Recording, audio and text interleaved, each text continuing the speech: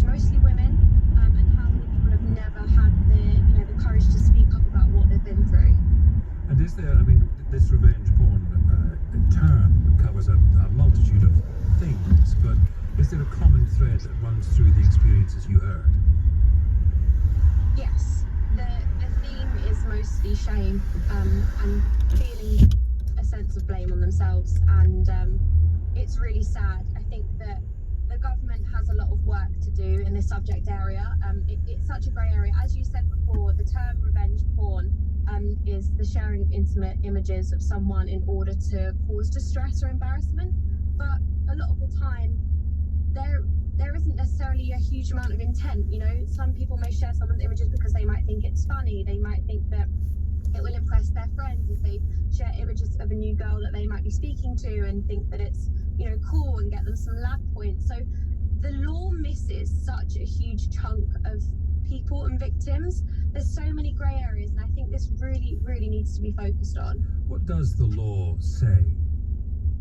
So the law, essentially, there is no law against someone threatening to share images. This is something that we're actually currently working on passing at the moment through government, which is very exciting.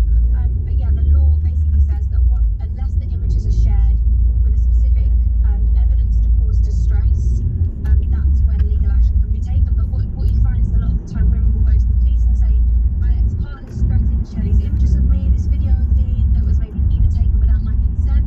What do I do? And they say, well, there's not a lot we can do, because unfortunately the law says that it needs to be shared first in order for us to be able to take any action. So as you can see, there is such a huge chunk of people that's missed out. Do you mind if I ask about your parents? I was just struck by what you went through the age of 14. Yeah.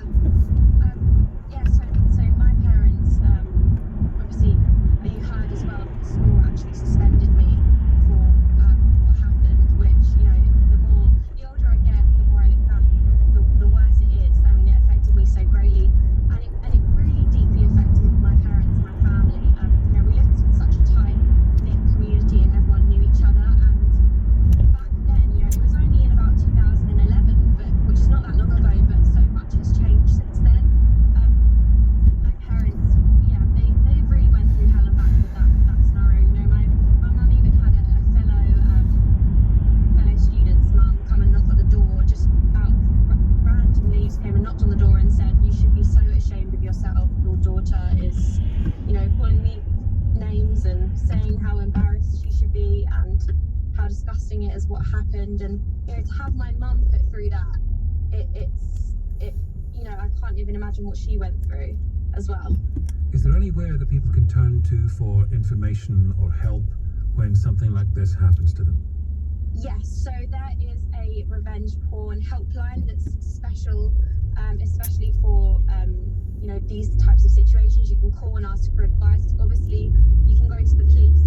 I think the police are, and the law is starting to change and evolve. And I hope that people will begin to be listened to a bit more now. And also Samaritans is also a great one to go to. If whatever you're going through, Samaritans are there to help. So those three places I'd suggest. Thank you so much for talking to us. Much. Greatly appreciated. Thank you. That's Sarah McDermott, and programme Sarah McDermott, Revenge Porn on BBC Three. Jennifer has called in. I know that's not your real name. Tell me about you. Welcome. Oh, hello. Thank you so much for having me, Anthony.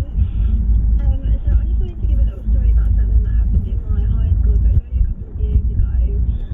But when I was probably in year 9, 10, so at this point I was 13, 14, 15-ish.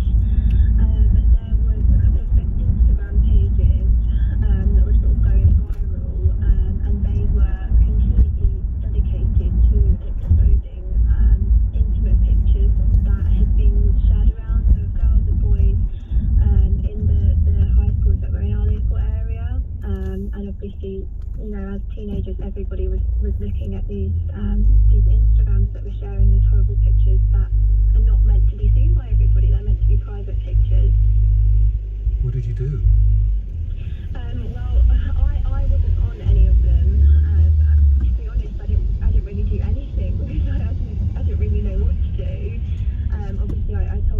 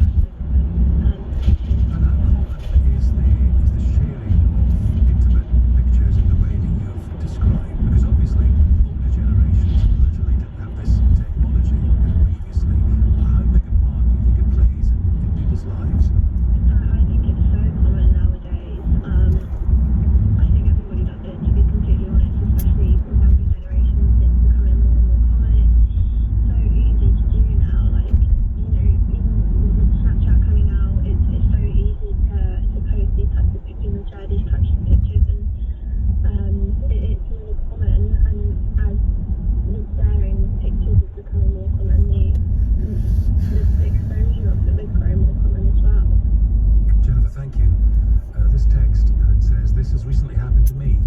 My ex-partner took a video of me without my knowledge. When he showed me, I asked him to delete it. When we broke up and I met someone else, he threatened to send it out. Unfortunately, the police have not acted upon it. It's been devastating that nothing has happened to him, yet I'm embarrassed that he has this video of me, anxious it has been sent to people. 0345 60 973. You can text 84850. We'll talk more about this, plus we'll bring you your COVID report after the headlines now from Tim Humphrey. The UK's coronavirus alert level has dropped from 5 to 4, but we've been told to be under no illusion that infection rates and hospital admissions are still high.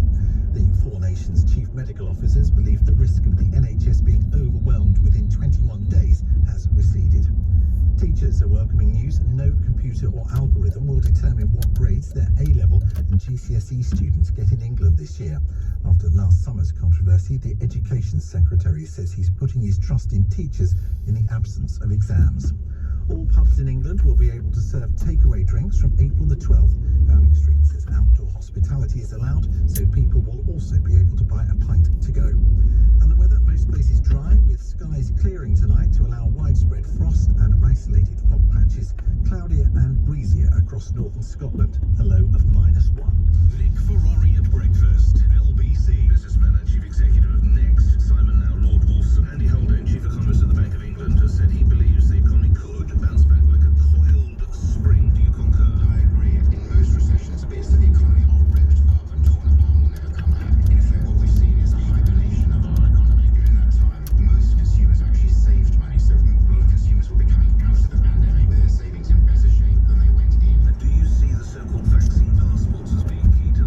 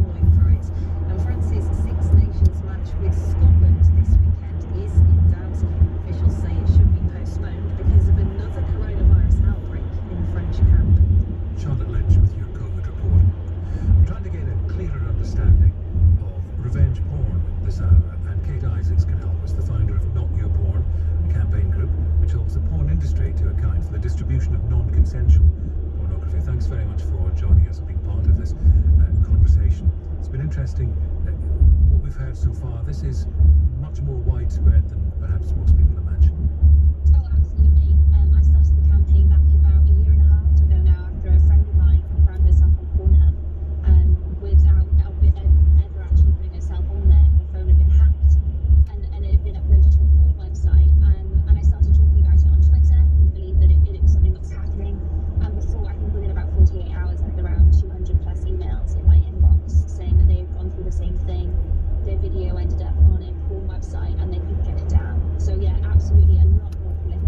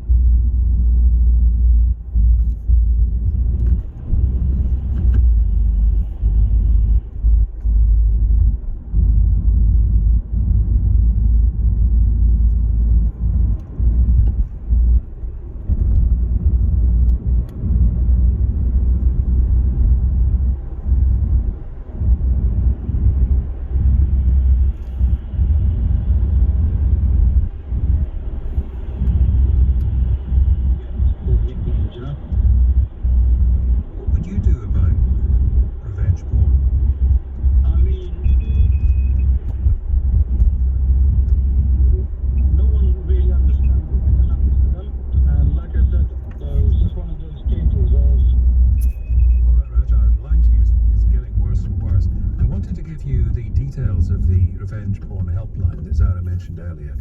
It's open from 10 in the morning until 4 in the afternoon, Monday to Friday, so not there now. But here's the number, 0345 6000 459. That's 0345 6000 459, and that's 10 till 4, Monday to Friday. There's also an email, help@revengepornhelpline.org.uk. and help at revengepornhelpline.org.uk, and the website, you will be surprised to hear, is revengepornhelpline.org.uk. We'll take more calls and texts on this. 0345 6060973. Also ahead, President Macron criticised over the COVID vaccines, and of course, as always, before the end of the programme, we'll look back to what was happening with COVID 12 months ago. 6:45 now. Tim Humphrey has the news. All 4 nations in the UK have reduced their coronavirus alert levels. Boris Johnson says teacher-assessed results for GCSEs and A-levels are a good compromise during the pandemic. Downing Street has confirmed takeaway pints will be back when outdoor hospitality returns. That's mid-April at the earliest. The weather most places dry with skies clearing to allow for widespread frost and isolated fog patches tonight, a low of -1. LBC Travel, I'm J. Louise Nice in the clockwise M25, slow between Pottersborough at 24 and 25 the A10 and Enfield where a van's broken down. Clockwise coming off of the carriageway at junction 5 for Sevenoaks, the A21 Sevenoaks bypass, still partly blocked just after the M25 following an earlier car fight. A couple of issues for the A12 southbound, there are queues from Bow towards emergency repairs before the Blackwall Tunnel, and then northbound just after the Abbott Road interchange and obstructions blocking one lane that's causing queues back through the Blackwall Tunnel on the northbound side. But also guys heading northbound from the A13 at Beckton to the Redbridge flyover. Better news in Holloway. Junction roads open again now at Tufnell Park Station. The A23 Streatham High Road's queuing northbound to Streatham Common South side though, as a mobile crane has broken down. Coming up at 7 on LBC, Ian Dale. On the news hour, teachers set to give exam grades, Macron under fire for AstraZeneca lies, and Tory MPs threaten over corporation tax rebellion. Ian Dale on LBC. Call Eddie Mayer 0345 6060 973 LBC. LBC, together with Transport for London, are looking into the issue of air pollution in the capital. This week, Nick Ferrari spoke with Jemima Hawthorne, founder of the group Mums for Lungs, to discuss the scale of the problem, the causes, and the health implications for children. The issue is huge, especially in London, but in other parts of the country as well. In London, there are 2 main pollutants, and cars and are a significant contributor to both of them. Before kids are born, they're already exposed to air pollution. The discussion included how to reduce pollution in and around schools in London, with initiatives such as school streets. About 40% of NO2 at schools comes from cars. We've been campaigning for school streets since 2018, and schools are closed to motor traffic at drop-off and pick-up times, so the air pollution is lower when children are clustered at the school gate. To hear the conversation in full and find out more, go to lbc.co.uk. When your tenants have a burst pipe, superheroes crashing through the wall isn't going to help anyone. With Direct Line landlord emergency added to your policy, we've managed to send a rather super plumber in 4 hours and guarantee they'll use the doorbell. We can also assemble locksmiths, glaziers, electricians and drainage engineers. Search Direct Line landlord emergency. We're on it. Direct Line. Residential properties. Optional add-on up to 1,500 per caller. Extreme weather conditions may extend response time. Underwritten by UK Insurance Limited. Mercedes-Benz may have to pay thousands of pounds to drivers after they allegedly installed vehicle devices to pass vehicle emissions tests.